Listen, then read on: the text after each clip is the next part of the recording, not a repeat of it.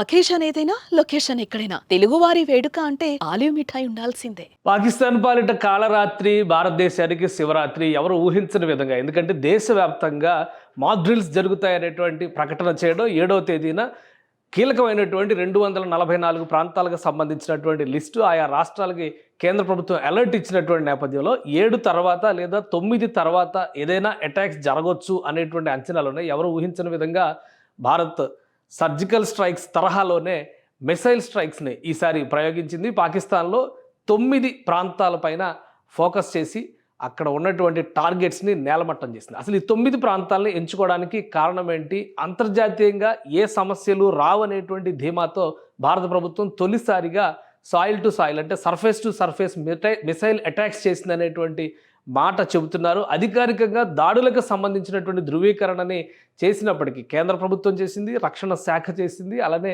Military officers కూడా కొద్దిసేపట్లోనే దీనిపైన clear cut analysis report ప్రజల ముందర ఉంచబోతున్నారు. సో అటువైపు నుంచి పాకిస్తాన్ నుంచి వస్తున్నటువంటి సమాచారం ప్రకారం చూస్తే సివిలియన్స్ పైన దాడులు జరిగాయనేటువంటి ఒక బోటకపు నాటకం మరొకసారి తెరపైకి వస్తుంది. కానీ ఈ 9 ప్రాంతాలని టార్గెట్ చేయడానికి ప్రధానమైన రీజన్ ఏంటనేది ఒకసారి వివరించేటువంటి ప్రయత్నం చేద్దాం. మొత్తం 9 ప్రాంతాలపైన ఊహించని రీతిలో చేసినటువంటి స్ట్రైక్ ఇది, మిసైల్ స్ట్రైక్. గతంలో ఎప్పుడు కూడా ఇలాంటి షార్ట్ రేంజ్ మిసైల్స్ని భారత ప్రభుత్వం ఉపయోగించలేదు, భారత రక్షణ శాఖ ఉపయోగించలేదు.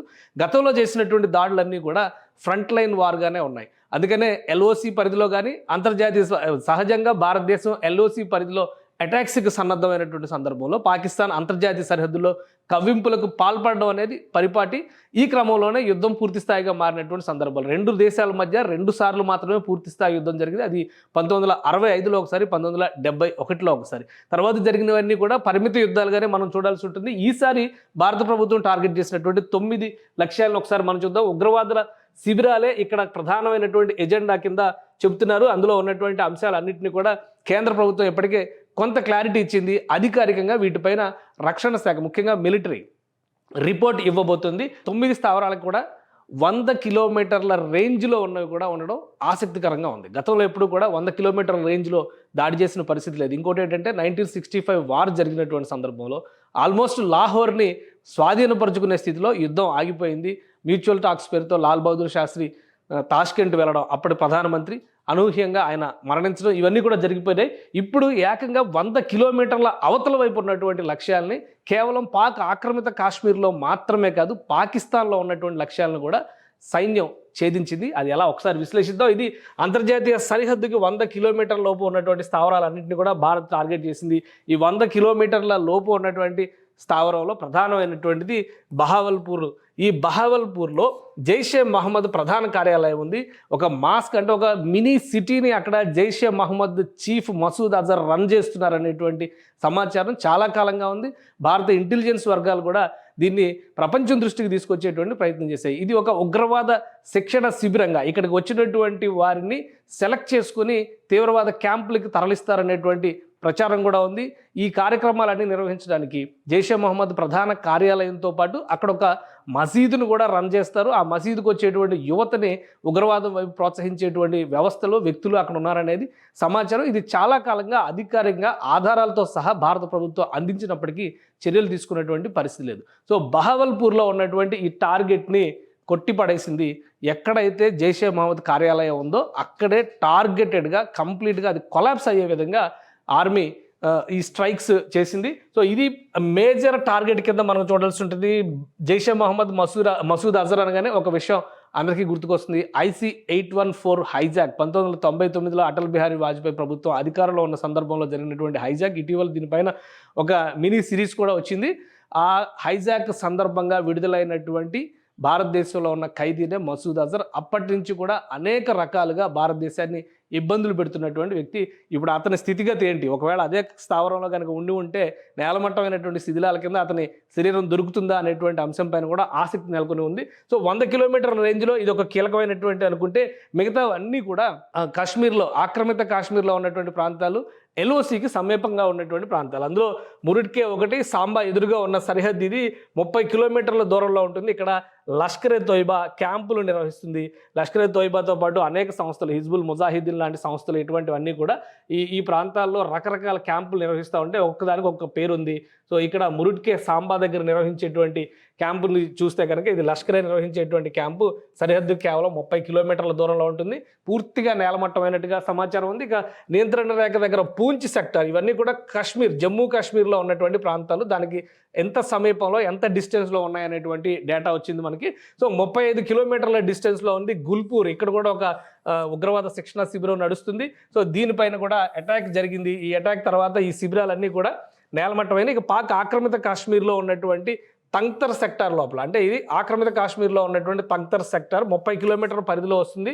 సవాయ్ అనేటువంటి ప్రాంతంలో లష్కరే క్యాంపు నిర్వహిస్తుంది. ప్రధానంగా చూస్తే లష్కరే క్యాంపులు, హిజ్బుల్ ముజాహిద్దీన్కి సంబంధించినటువంటి క్యాంపులు, జైషే మహమ్మద్కి సంబంధించినటువంటి క్యాంపులే ఎక్కువగా ఉన్నాయి. వీళ్ళు రకరకాల మారుపేర్లతో, ఇప్పుడు లష్కరే తోయిబాకి సంబంధించి మొన్నే ఉగ్రదాడి జరిగినటువంటి సందర్భంలో పెహల్గాం దాడికి సంబంధించి ఒక ప్రకటన కూడా వచ్చింది.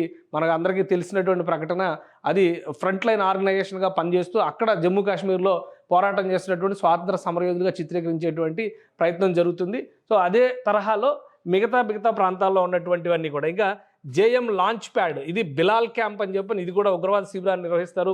జేఎం లాంచ్ ప్యాడ్ అనేటువంటి దగ్గర ఒక చిన్న స్థాయి క్షిపణి వ్యవస్థ కూడా ఉంది అనేది సమాచారం ఉంది. గతంలో కూడా దీనిపైన అటాక్స్ జరిగినాయి. కార్గిల్ యుద్ధ సమయంలో కూడా ఇక్కడ ఫోకస్ చేసింది భారత సైన్యం. సో అలానే రాజౌరి సెక్టార్కి ఇదే ప్రాంతంలో ఉన్నటువంటి క్యాంపు ప్రాంతానికి పరిసర ప్రాంతాల్లో ఉగ్రవాదులు, శిక్షణ పొందేటువంటి ఉగ్రవాదులు నివసించేందుకు అవకాశం ఉండే విధంగా కొన్ని క్యాంపులను తయారు చేశారు. వాటన్నిటిని కూడా ధ్వంసం చేసింది. ఇవి రాజౌరి సెక్టార్కి ఎదురుగా ఉన్నాయి, 15 కిలోమీటర్ల దూరంలో వస్తాయి. ఇవి జేఎం లాంచ్ ప్యాడ్ పరిధిలోకి వచ్చేటువంటి ప్రాంతాలే. వీటన్నిటిని కూడా ధ్వంసం చేసింది. మొత్తం 9 టార్గెట్లు భారత ఆర్మీ టార్గెట్ చేసింది. కాబట్టి ఈ రాజౌరి ఇవన్నీ కూడా జమ్మూ కాశ్మీర్లో ఉన్నటువంటి ప్రాంతాలు. నియంత్రణ రేఖకు 10 కిలోమీటర్ల పరిధిలో ఉన్న బర్నాలా క్యాంపు, ఇది కూడా రాజౌరి పరిధిలో ఉండేటువంటి క్యాంప్ ఇది. ఇక్కడ కూడా అటాక్స్ జరిగినాయి. సాంబా కతువా ఎదురుగా ఉన్న అంతర్జాతీయ సరిహద్దుకి 8 కిలోమీటర్ల దూరంలో ఉన్నటువంటి సర్జిల్ క్యాంపు. ఈ సర్జిల్ క్యాంపు ఇది జేఎంకి సంబంధించి, జైషే మొహమ్మద్కి సంబంధించినటువంటి క్యాంపు. ఎక్కడైతే బహవల్పూర్లో ఎంపిక చేసినటువంటి తీవ్రవాదుల్ని, ఈ మధ్య తీవ్రవాదులు ఇంకొక కొత్త స్ట్రాటజీ ఉపయోగించారు. పాకిస్తాన్లో విద్యాభ్యాసం కోసం వస్తున్నట్టుగా కొంతమందిని ఎంపిక చేసుకోవడం, వాళ్ళని తీసుకురావడం, వాళ్ళని తీసుకొచ్చిన తర్వాత ఈ తీవ్రవాద క్యాంపులకు తరలించి అక్కడ శిక్షణ ఇచ్చేటువంటి ప్రణాళికని అమలు చేస్తున్నారు.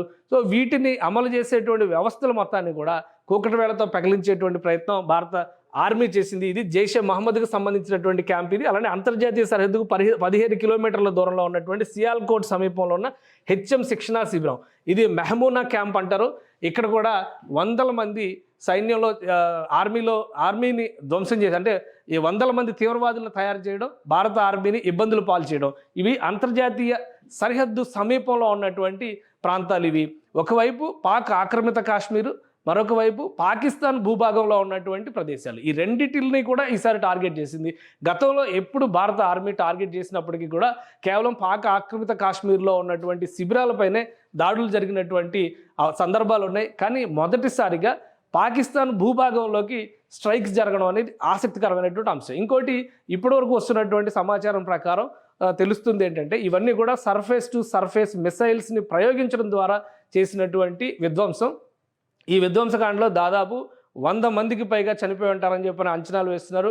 కేవలం ఈ బర్నాలాలో జరిగినటువంటి బర్నాలా క్యాంప్లోనే దాదాపు 80 మంది వరకు చనిపోయి ఉండడానికి అవకాశాలు ఉంటాయనేటువంటిది ప్రాథమిక సమాచారం. ఇంకా ఏది కూడా కన్ఫర్మ్డ్ రిపోర్ట్ కాదు. అటువైపు పాకిస్తాన్ చెబుతున్నటువంటి మాట మాత్రం కేవలం 8 మంది మాత్రమే చనిపోయారు, మిగతా వాళ్ళందరూ గాయపడ్డారు. పైగా సివిలియన్స్ ఉన్నటువంటి ప్రాంతాలపైన దాడులు జరిగాయనేటువంటి వాదన చేస్తున్నది. కానీ ఒక విషయం ఏంటంటే, సివిలియన్స్ని ఒక షీల్డ్గా తీవ్రవాదులు ఉపయోగించుకోవడం అనేది పరిపాటి. యాంటీ సోషల్ ఎలిమెంట్స్ ఎవరైనా కానీ, వాళ్ళే కాదు, లోకల్గా ఉండే గుండాలు కూడా చేసేది ఏంటంటే, ఊళ్ళల్లో ఉండేటువంటి మనుషులందరినీ కూడా పెట్టి ఊళ్ళ మధ్యలో శిబిరాలు రన్ చేయడం అనేది మనం చూస్తూ ఉంటాం. అదే తరహాలో తీవ్రవాద శిబిరాలని రన్ చేసేటువంటి క్రమంలో చుట్టుపక్కల ఆ తీవ్రవాద శిబిరాలకు సపోర్ట్ చేసేటువంటి స్టాఫ్ కింద కానీ, వాళ్ళకి సానుభూతి పరులుగా ఉన్నటువంటి వ్యక్తులు కానీ, సింపథైజర్స్ని కూడా చుట్టుపక్కల పెట్టడం, ఇది నివాస ప్రాంతం అని నమ్మించేటువంటి ఎత్తుగడది ప్రతి సందర్భంలో పాకిస్తాన్ వేస్తుంది. సో ఈసారి ఆ ఎత్తులు ఏవి పారవు అనేటువంటి అంశాన్ని దృష్టిలో పెట్టుకొని భారత ప్రభుత్వం 2 అంశాలు ఇక్కడ ఆలోచించాల్సింది ఏంటంటే, సెక్యూరిటీ కౌన్సిల్,